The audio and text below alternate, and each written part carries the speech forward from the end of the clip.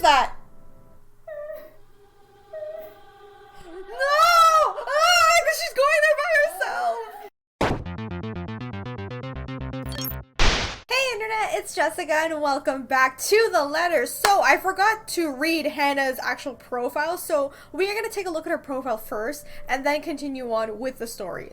So Hannah is 31 years old, she's 5'7", she is a Harris, former finance manager. So she was a finance manager before. I guess that's why she knows how to handle money and stuff like that. She's British, her religion is Anglican, and her education is master's in business administration, major in accounting. So she has a business background. That explains why she knows like what to invest in and what to, you know, buy and shit like that. So it makes a lot of sense. She I don't know what that word is, dogs, fashion, parties, and dancing, the beach, children, iconic women, charity, and math. Girl, you like math? Luxembourg upper class, Hannah is used to living the luxury. Absent parents made her crave for attention, though, something she gained from her private tutors and nannies instead. It was never enough, however. She studied hard in order to make her parents proud, going into business so that she could work alongside them. The challenge in her otherwise privileged life was certainly a thrill for her, at the very least. She had many suitors, dating different men and women.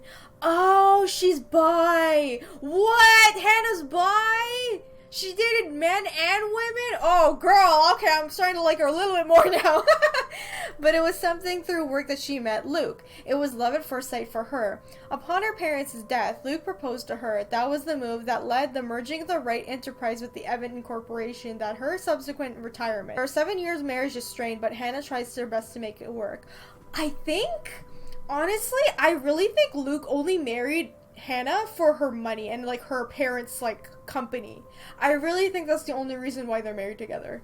Entering the dining hall caused me so much confusion. It's dark. For a moment I thought the electric work is not up to par. But that clearly is not the case, as every other room is bright with artificial light. Finding the light switch was a monumental task, considering the size of my unfamiliarity with the room. To make matters worse, the darkness grants the room a different atmosphere, eerie and frightening. Oh no, is the girl here? It takes longer than I thought to find the switch, something that will have to be recertified later on. My skin starts to prickle, and there's a distinct feeling of being watched. Oh no, God! It unsettles me, only spurs me on to my own search. When I do open the lights, there's a hiss. I'll turn the lights down, woman! Oh God, it's just Luke, okay? There, at the end of the hall, is my beloved husband, with the face on one hand and the glass on the other. Perhaps I can let it go, if it's only a wine glass. However, I can feel myself go livid after seeing the toxic green liquid gleaming mockingly at me. Luke, what? Are you drinking absinthe? You know what the doctor said. Absinthe, Luke. What the hell? Why are you drinking that? Are you actively trying to kill yourself? Because if you are, we can just hit you with a bloody car. Honeybee, buttercup, not too loud, please. Besides, it's Lelouch, not too strong. Just hair of the dog that bit me. Helps with the hangover, dearest. You drank? When? This morning, love. Don't be mad. I just needed a few drinks, having to deal with those simpletons. And maybe I had one too much. You don't see me whinging about you leaving me to handle them on my own. I had to attend the photo shoot and interview with Luxury Living. You know that.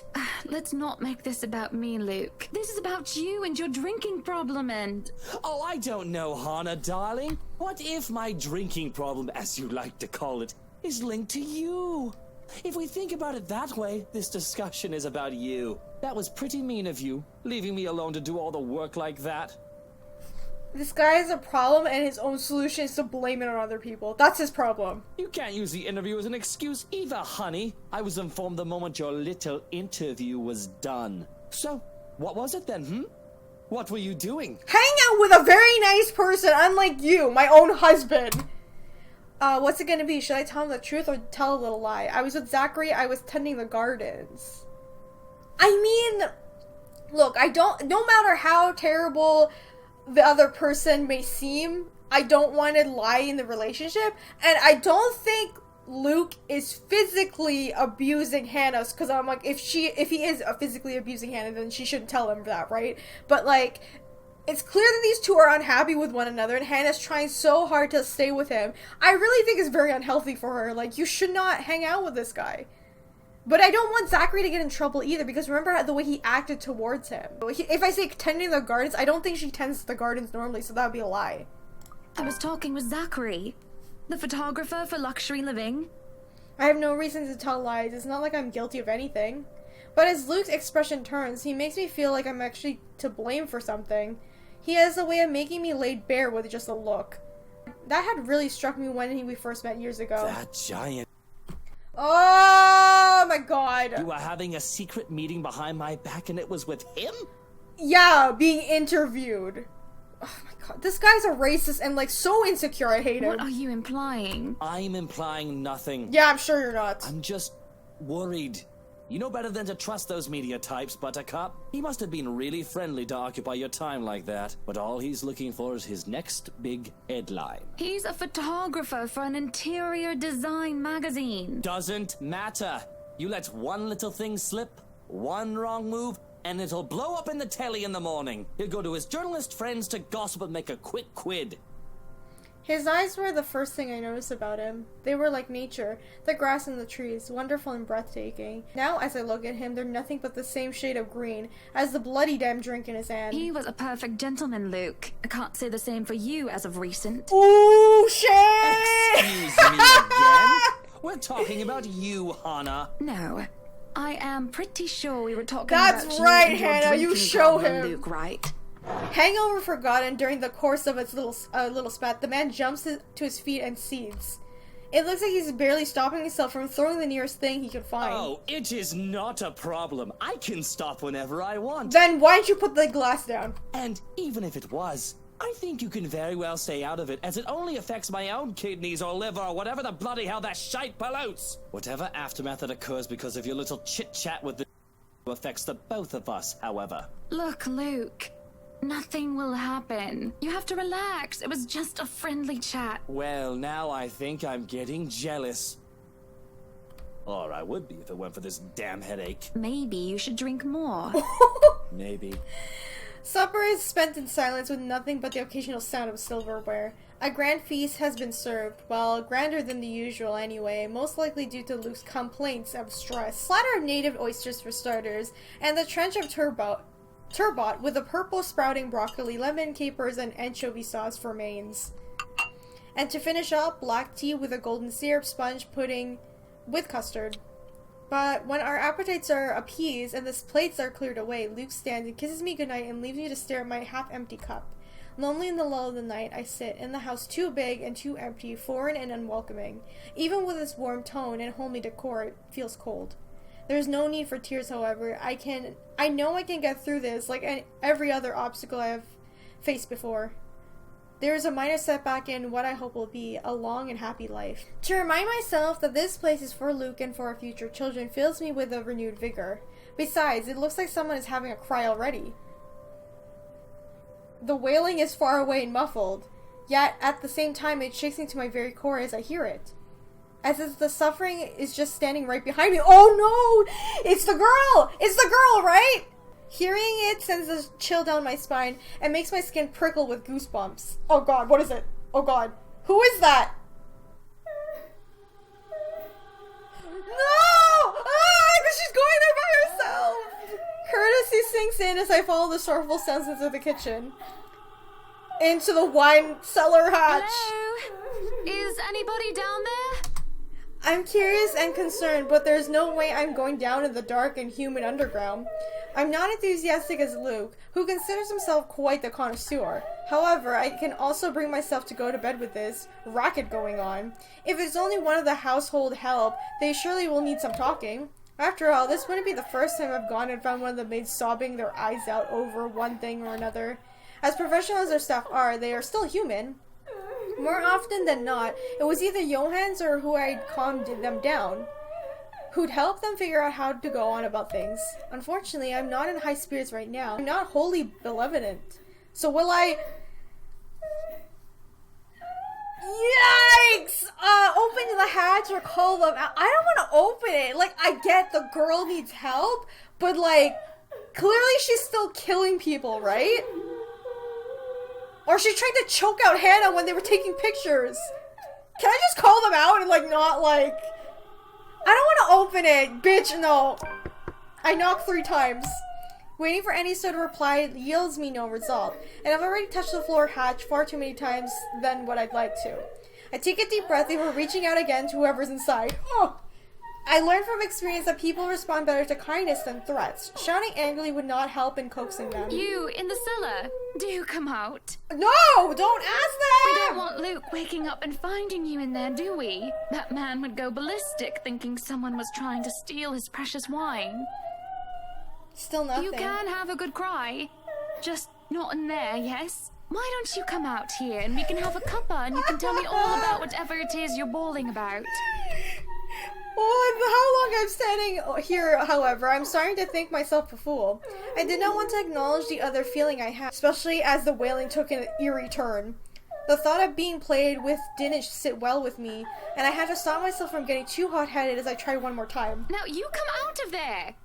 That is an order from the lady of the house, do you hear me? No! I ought to. Ah! I freeze as a hand claps down on my shoulder. What?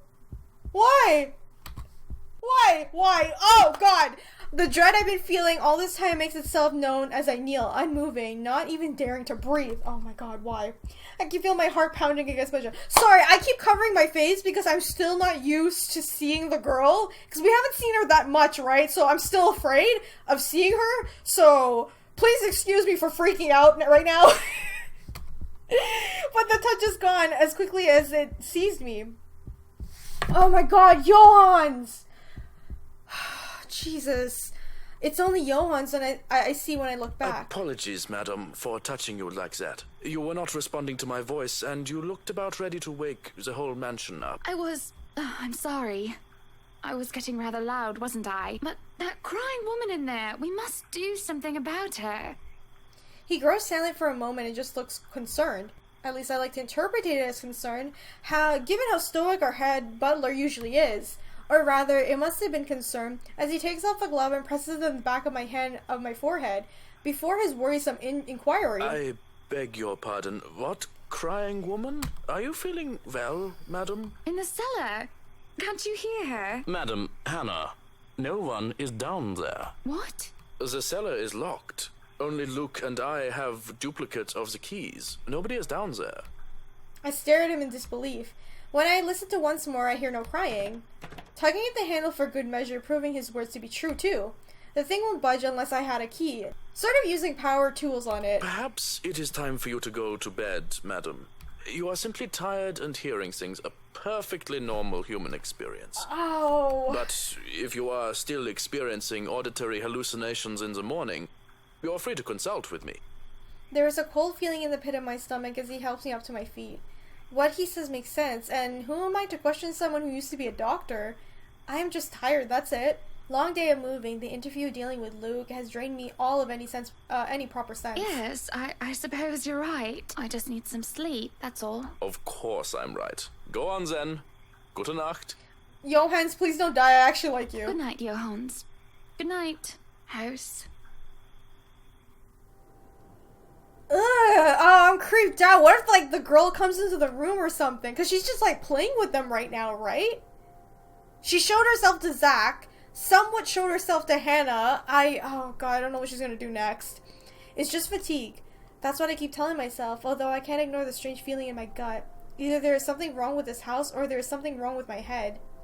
Sleep will be elusive tonight. Friday, October 28th. Luke is already gone by the time I rise. There isn't a single hide nor hair of him to be found, and trying to call for him on his mobile is a bust, as it only goes straight to his voicemail. That's twice in a row he's gone on me, and for him to disappear today of all days is a bit upsetting because of what is to come. This morning is once filled with a whirlwind of activity. Fortunately, I am much more refreshed as I took a break from my responsibilities. I haven't been the fanciest clue where Luke was yesterday. Today is going to be a busy day, although unlike Wednesday, the master of the house isn't here right now, absent once again from his duties. Hopefully he'll be back in time for the party. This is our house, after all. A grand housewarming party for the wonderful Wright Mansion. Every person in importance from Luxborn is invited, and there will be a few guests flying in as well. Of course, there will be some people from the media, along with friends and acquaintances who made no less important regardless of their status in society. Well, that's very nice of Hannah to do. Marianne and I discussed business and last-minute touches to the house before finalizing everything. Not that there is much change for our original plans, bare any huge additions to the property itself. The mansion is nearly 100% complete. You have certainly exceeded expectations, Marianne. Everything looks so marvelous, and in such a short time, too. Well, I can't take all of the credit. People have certainly been enthusiastic about the idea of working on the right mansion. Oh, she's blushing again! There won't be any more problems unless Mr. Wright has any more objections about the second bedroom. Luke and I had a small tiff about making the second bedroom into a child's playroom, which I insisted is completely practical. In the end, he had to acquiescence. What? I didn't give him any choice in the matter. I even brought this wonderful wooden crib from the antique store yesterday, including some toys, just in case anyone brings their baby, of course. Besides, we have a little need for actual guest rooms. We hardly have any guests who spend the night. If we absolutely have to, we often choose to foot the bill for their visit on one of our hotels instead, always at Luke's own insistence. And on the off chance that we actually let someone stay, the bedroom in the opposite wing is still up to the task. No. We proceed with that room as planned. I already agreed to him having his greenhouse and his vineyard and his stables. He may as well let me have this one thing. No, I did not agree to him having a helipad. All right, then. Well, do we have any other concerns? Anything we need to put on our agenda before the party commences? No, I don't think so. Not unless Luke has anything else to say. Is he around then? It'd be best if we can note down his request right away, considering the scope of his usual ones. Around? No. Where is he? Who knows where? I don't. No, he's not around. She didn't have to point out the obvious now, did she? After several long years, I already gotten used to him. I should be by now. Still not, apparently. But don't you have a party? I want nothing more than to complain, to whinge about how unfair this is. However, airing one's out laundry is simply taboo among high society. To do so will make you a ripe target for the next dinner party chit-chat. Vultures, a lot of them, really. Or most of them, at least. There are always good ones like Rochelle Lee. But put your trust in the wrong person and you'll find yourself eagerly picked apart. Yes. But Luke's just being a sweetie, you see. That friend he's visiting. He's having marital problems and he's just trying to cheer him up. Perhaps I'm being a bit too rash or a bit too hot-headed in divulging details, but I thought myself clever with the plan dressed up as gossip. Marianne raised an eyebrow, making me unsure whether she's interested or not. Although that makes things better if she has no interest and therefore has no hidden intent to utilize whatever I might say. They've been married for a long time and they've hit a... how do they say it? A rough patch. His wife has a drinking problem and can be very neglectful. The poor thing really does his best to be a good husband. She's talking about herself. But it's never enough for her. Sometimes I think it's the years. Maybe it's been so long that they've lost that romantic spark. What do you think? You were asking for my personal opinion on the matter, ma'am? Do you want me to be honest, or...? Do I want her to be honest? Yeah, be honest with me, Marianne. I like you. Be honest with me, Marianne. I don't need someone to sugarcoat it. I'm not some fragile thing that I'm just going to break down at the slightest thing. She hesitates, taking a sip of her coffee while I stare into my own cup of tea. The silence stretches on, and I almost believe that she will never answer my question. I suppose that I shouldn't blame her, putting her on a tight spot like this.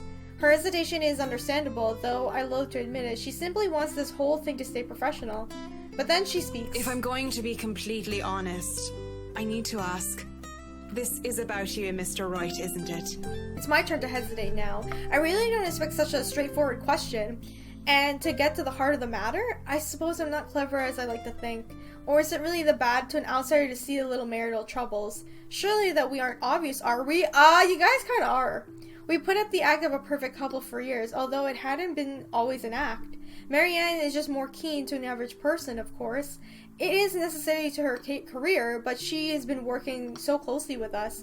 Yeah, that's Suppose it is. What would you tell me? Then, I tell you it's none of my business.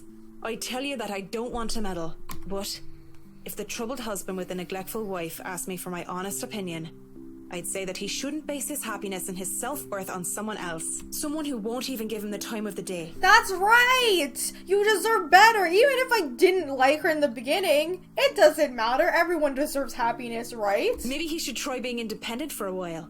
Yeah. See what it's like when he isn't trying to please someone else and doing things for himself. Everyone's supposed to be their own man or woman, right?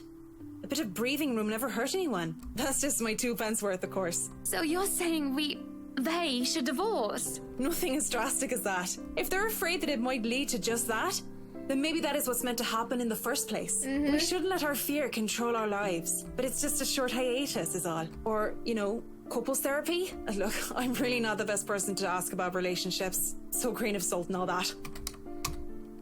She trails off, having said her piece, and leaves nothing but a smell of coffee and Earl Grey between us. There's a calm despite the nature of what just been discussed. To say her words make me start to think is an understatement. To say that I'm not considering her vice is a lie, and to say that it might just be calm before the storm is a possibility.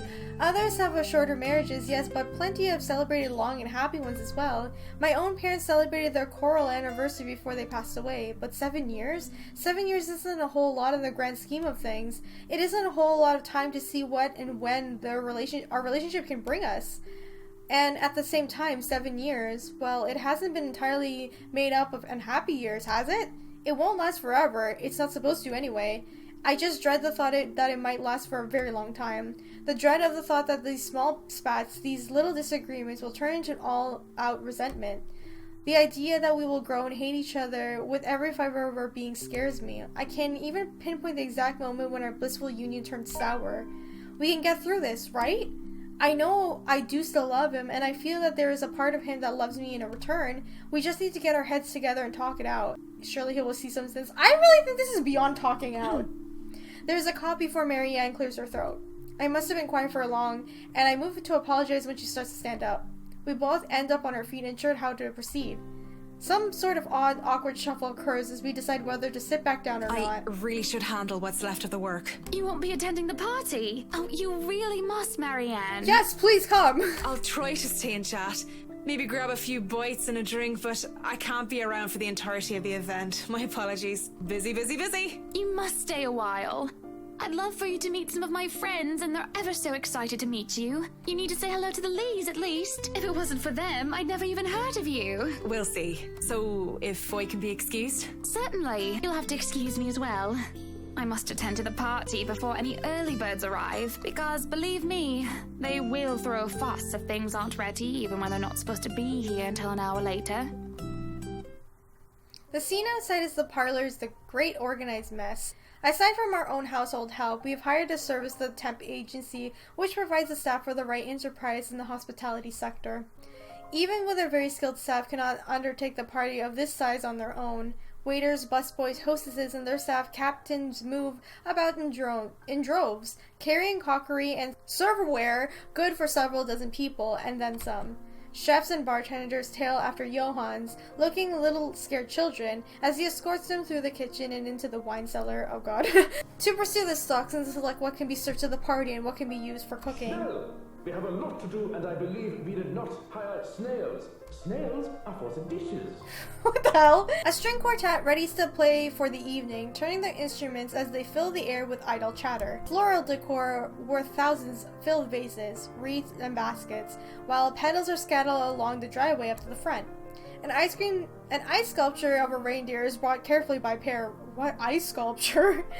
It is followed by a simple cake, just the 5-tier white chiffon, one with white chocolate mousse, fresh berries, and light dusting of edible gold leaves.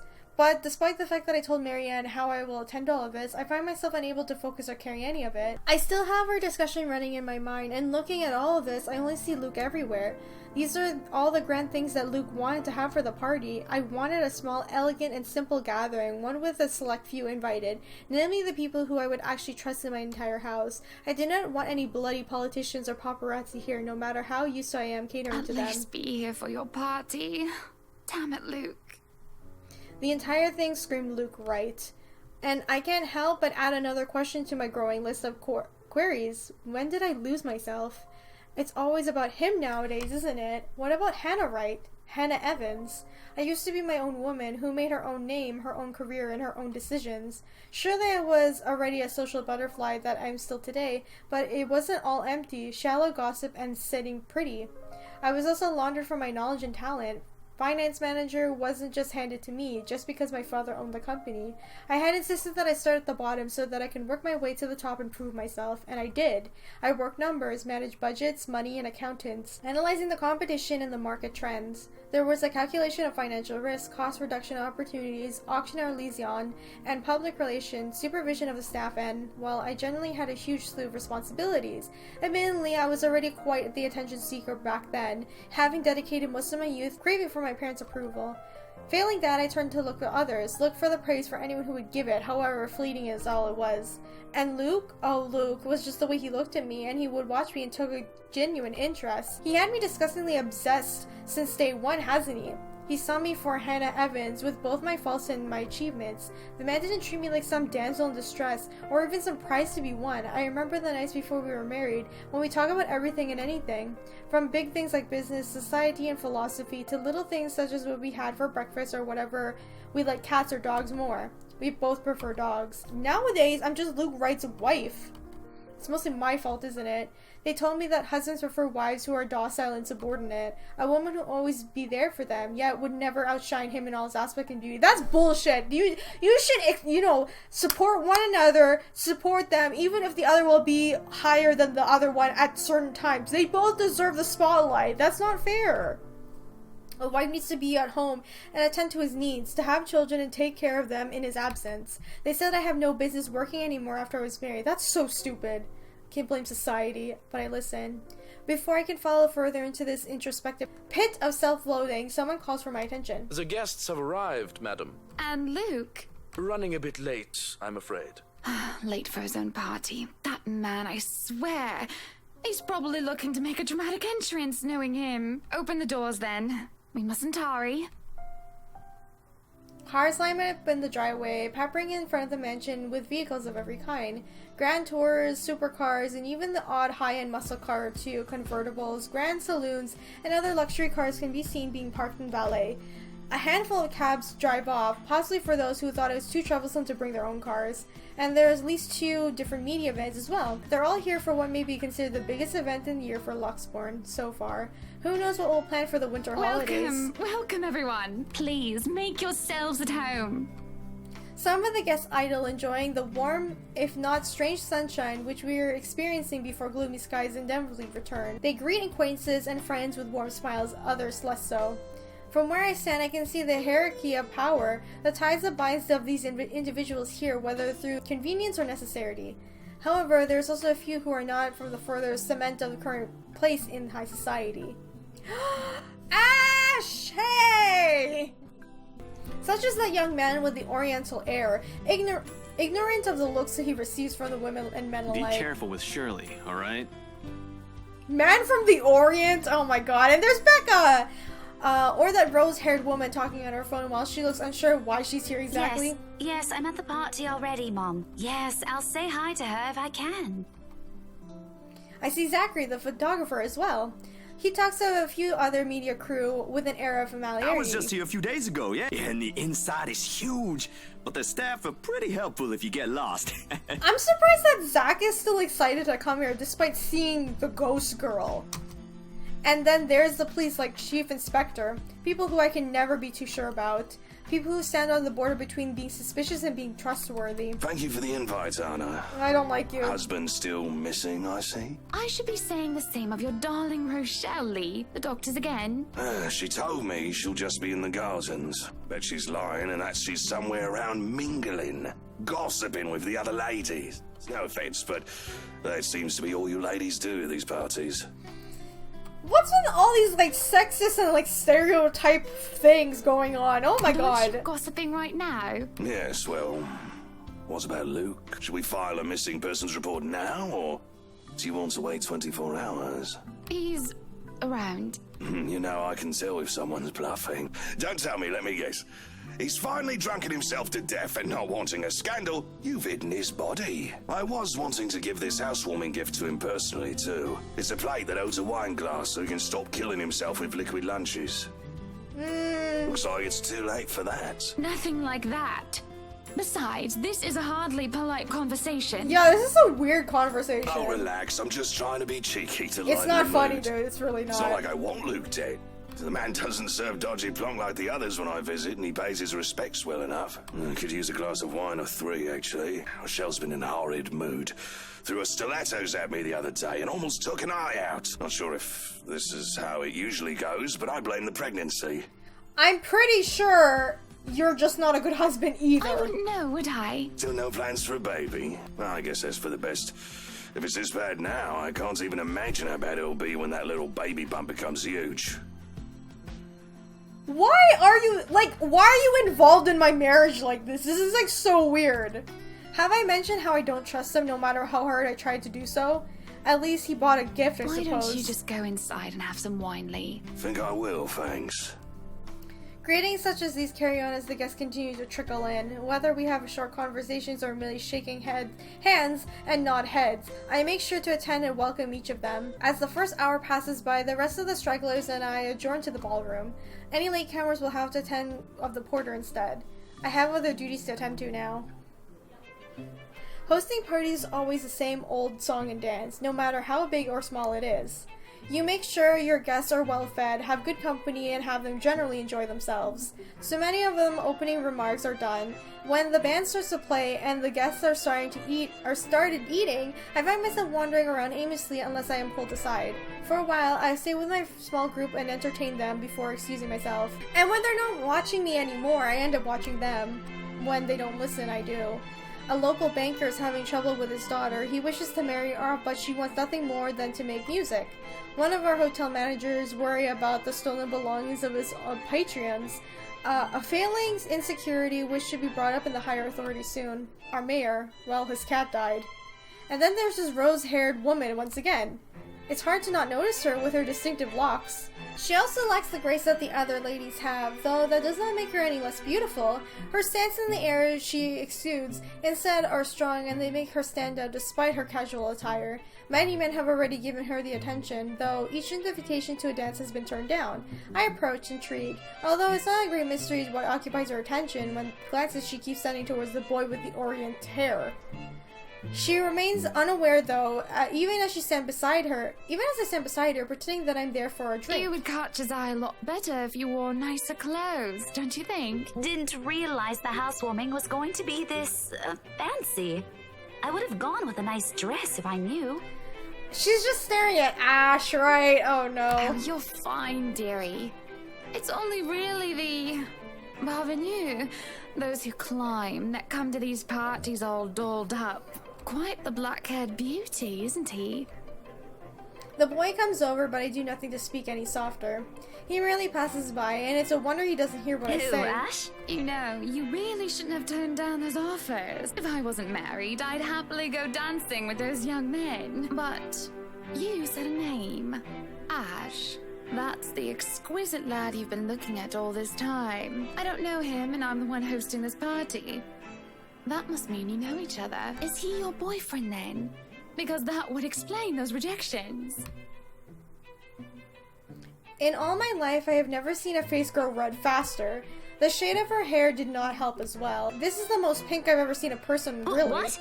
No, that's ridiculous. He isn't my boyfriend. You would like him to be, though. Such a violent reaction. A simple no would have sufficed. Many here would be happy to hear it. And I haven't been looking at him. Oh, please, Becca, you have been looking at him. That's right. You've been staring.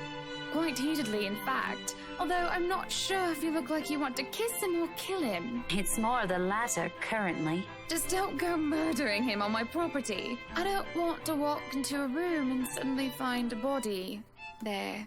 Is that foreshadowing that we will find a body at some point? I waver as I feel the burning of someone's stares. It is chilling, and though I am used to enduring the gaze of others, this one makes the hairs on the back of my neck stand up. Ew! Yo! What the hell are eyes? The mention is pulled from the girl, and then I see the woman staring. Dark-haired and dirty. She looks more like a beggar than a guest, and I have half the mind to call security when her mouth breaks out into a grin. All I hear is her laughing, taunting. Her stare makes my blood run cold. She looks at me like I'm nothing but a pig to slaughter for her amusement. It makes my hand shake and I nearly drop my drink. But then, in a blink, she's gone, and the buzz of the party returns. I'll keep that in mind, but... Are you alright? Yes, sorry. I just thought I saw something strange. It must be the trick of the light. That's what everyone's saying, right? Anyway, on a right, as you must already know. Rebecca Gales. Gale.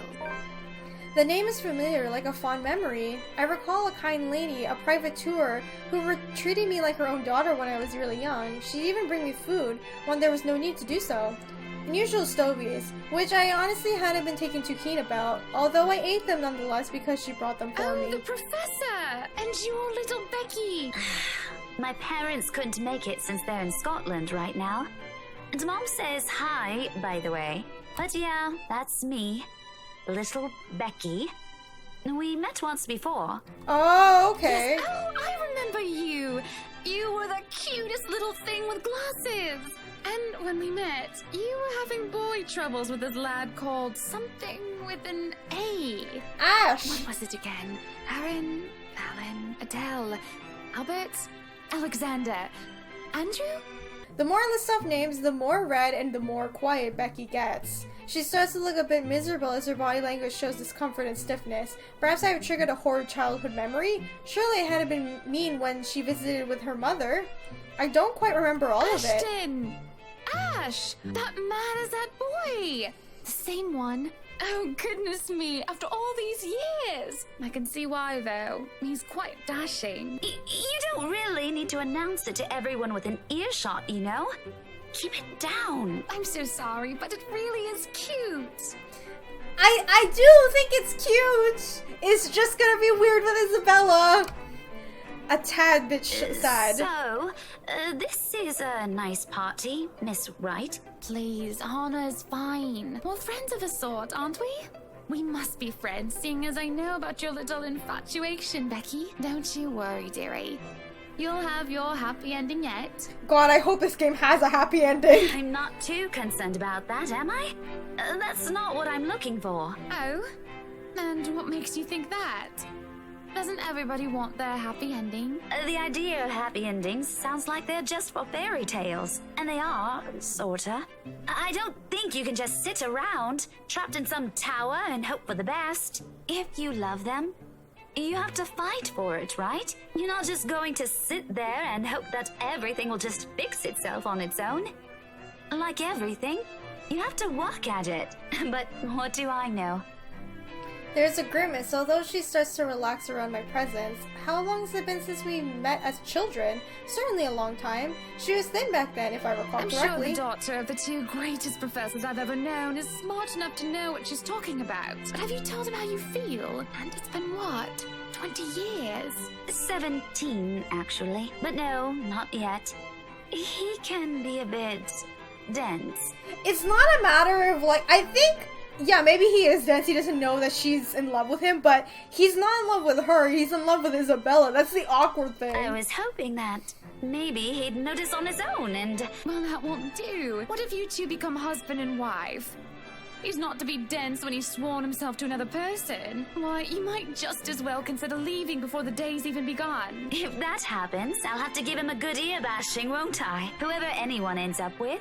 It's not going to be a perfect relationship anyway. There's going to be things you'll love and things you'll hate about the other person. We're just humans. It's funny. Here I am, trying to give you advice when you did the very same thing back then. I remember you giving me a makeover when we were still kids. And you were the first I told anyone about my... crush. Well, that's interesting. I do remember now that she mentions it. Did I give her that yellow summer dress or the pink blouse and petticoat? She must have kept some of what I said in mind. Feels ridiculous remembering all of the years later, talking about boys and how they go crazy for pretty girls, as if it's some gospel every woman should be adhere to. It was so easy to say such things then, with me not knowing any better. Though looking at her now, she must have kept some of what I said in mind. Perhaps I did say something good at the time? But all that didn't matter in the moment as I mull over what she just said in my head. What Becky told me was very different from what Marianne told me. There is no time to ponder over that, however, as a hush descends over once the lively crowd. What's going on? The music and string of the chatter slowly go to a grinding halt as the doors from the foyer open. The last of the latecomers should have arrived moments ago, and anyone else in this late would simply be too embarrassed to show their face. So this can be only one person, or rather, the one man. There's only one man who was audacious enough to arrive at his own party so late. Good evening, ladies and gents. Ugh. Enjoying the party. I hope I'm not too late in welcoming He's you all drinking to the Grudge again. Mansion. Unlike who I raised in the spotlight and simply grew used to his presence, he sought it out every chance he could, even when there was no spotlight to shone. That I'll never put against him when he smiles like that. He did so quite brilliantly under the scrutiny when he channels his own sportsmanship. You can tell by the way people's eyes light up as he speaks, how they listen, enraptured, even if he's doing is simply greeting. A little wave of his hand here, and a little smile there, and a bit of swagger. I always tell him that if he's not a businessman, he'll do well as an entertainer. I love this side of him, especially when he looks at me, and he beckons me over to humbly share his place. Not a single second is wasted as I excuse myself from Becky's side and make my way to Luke's. Welcome one and all to our humble abode. Tonight, if you have yet to find yourself in your roles, you are our ladies and lords of the court of your king and queen, if you would excuse my presumptuousness. So enjoy the feast that has been laid out for your senses as we only allowed the best to be served. Enjoy the rest of your night, everyone. There is a round of applause, cheers, and even some hoots. Guests approach us and left and right to shake Luke's hand and greet him personally, praise on the other lips. It is because of this that I do not see her. I do not see her until she is dangerously close to the fury in her eyes. She's already spitting venom? Who is it? The girl? Ah! What? Who is this? Johan restrains her, taking care not to unnecessarily harm the pregnant woman. But that does not little to deter her rage. The man has no choice but to let her go. At least unborn child is hurt. Although it might be too late for that, as I see the emptied glass and wine in her hand. How much is she embedded in? Are you feeling ill, Rochelle? Perhaps you need to sit down and... Oh! No! Shut it, you monster! I ain't talking to you! I'm talking to this scumbag over here! You bloody bastard standing there with your smarmy smile! She interrupts me, jabbing her finger into the direction before she rounds on Luke. Even as the whisper and murmurs break out among the guests, all I can focus on the heat of the moment. Obviously intoxicated, judging by the smell of alcohol on her breath. She's pregnant, though! I'm not ticked off by a little display of hers, at least not yet. But I am absolutely pissed by the fact that she endangered her own baby by drinking. There is a considerable amount of restraint and grace that I must exercise while I wait for her tension to subside. I keep a patient, if tight, smile on my face. Luke's expression, on the other hand, isn't apprehensible. Watch your tongue! You're on thin ice, Rochelle. Where's your husband? Who even invited you? I did. And I told you with great emphasis not to. Now we have a drunk, hormonal, pregnant woman causing a stir. What is even going on? I am just about to ask the exact same thing. I don't know. But Rochelle, do calm down before you hurt yourself. I can't understand a word you're saying. Where is that husband of yours? Leigh! Collect your wife right now! Don't you fucking talk like I'm not here and you're not responsible, you ass! You told me that I should wait for you in the gardens! Excuse me? What? What is this nonsense you're going on about? Crazy talk! That's all it is! Just completely and utterly mad! Has anyone seen the Chief Inspector? I am pregnant with your little bastard! Oh! You promised me you'll take responsibility. Oh, shit! What? God damn it, Luke! I finally got you to talk to me after months of silence, and you do this to me! What? What? What do you mean you're pregnant with? Luke, is this true? Lies and slander, woman! Security! Johans, take her out of here before she makes an even bigger fool of herself! No, you do not do this to me! I was so ready to leave my stupid oaf of a husband! I told you to leave that damn wife of yours! Look at her! Does she look like she wants a baby? Does she look like she could take care of a baby? It is now that Johan returns with security along with a concerned-looking Officer Lee.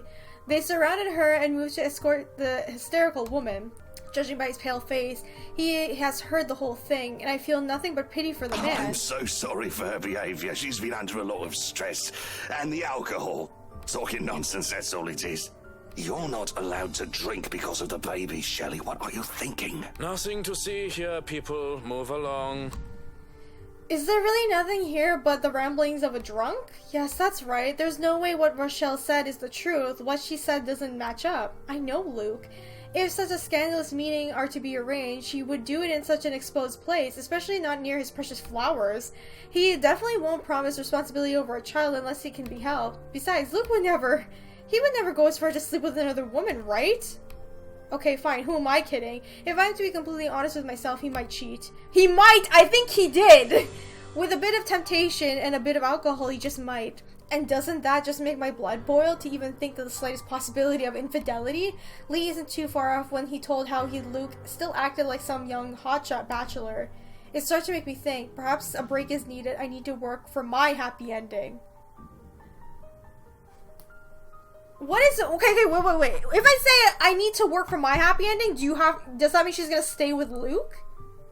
No, I don't want to stay with Luke. We're getting away from this guy. Hannah deserves better. Fuck this.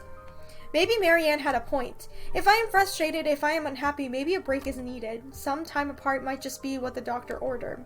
Time apart to clear our heads and to think for ourselves, or for myself to be exact. Because looking at this mess before me just brings another but distress. I feel a bit nauseous actually now that I think about it. Luke's too busy making a scene to notice, but concerned Becky pulls me to the side. She looks as disturbed as I am by this sudden turn of events. Probably not a big fan of drama. Definitely not used to it at any rate. Not surprising, as our parents were lovely yet simple people. Hey, I figured you could use the save. You looked like you weren't doing too hot back there. No, thank you. Do we need to call a doctor or something? Oh no, I'll just be needing some fresh air, that's all. Some help getting out of here would be much appreciated. Sure, that won't be a problem. I wanted to get away from this drama too anyway. Just... Hey, Zachary! Hey, Zach! Zach! At the moment of his name called, I can't help but seek him out into the crowd as he makes his way over. They know each other? This is a real oh, hey, Miss Wright. If I am assigned to a random number to dictate the odds of having my own acquaintances know each other, I'll say the odds of 1 out of 1,000. And if this is another situation, I would have been suspicious. It's completely impossible that two random strangers who I've met on separate occasions know each other, and what will be completely random happenstance. It's just that it's been fake before to try to dupe me because of who I am and who I'm married to. But right now, coincidence or not, I am grateful for the help. As long as this doesn't turn into a kidnapping anyway. Hello, Zachary. I told you to call me Hannah. Did I not? Yeah, you did. So this is what you called me for. We gonna get Hannah out of here? I can see that they're friends. Not terribly close ones, but friends nonetheless. That'd be great. They make quick work of getting us through the crowd. The people part because of Zachary's broad build, even when they approach me. If that isn't enough, Becky pointed glares that keeps them at bay. Okay, looking at the relationship now with Hannah, definitely still went up with Marianne because we took her advice, but it went down with Luke because he's probably cheating, and that really is his baby. I still think Hannah is pregnant, though. I don't freaking know. Anyway, I'm gonna end it right there. Again, we see the girl, and, like, Hannah's reaction is just like, oh, I must be seeing things or whatever. I don't know if that was, like, a threat. Like, I'm gonna kill you or not. You know what I mean? And we heard her in the wine cellar too crying, so that's a bit concerning. But Luke is a scumbag. I don't really care if he dies or not. I am not letting Hannah stay with that idiot. No way. So I guess we'll just see how everything goes with the story of Hannah. And I do feel kind of bad for her now, because just like, she seems like very nice, and she was just like playing off the stereotype of a rich wife, and she's really not like that. So I feel bad for misjudging her. She seems like a nice person, so I'm glad that I gave her a second chance. Anyway, if you guys enjoyed this video, let me know in the comments what you think, and be sure to leave a like, subscribe, and hit the bell button so you know when I upload the next episode of The Letter. Thank you so much for watching, and I'll see you all in the next one. Bye! Whoa! Whoa! Are those boobies? It was delicious, but I didn't get more than a few seconds to enjoy the taste. When I looked up, someone down the bar was... Okay, I really didn't expect the cat to be Mike Wazowski all of a sudden. You gave me this cat. I loved him and you had it.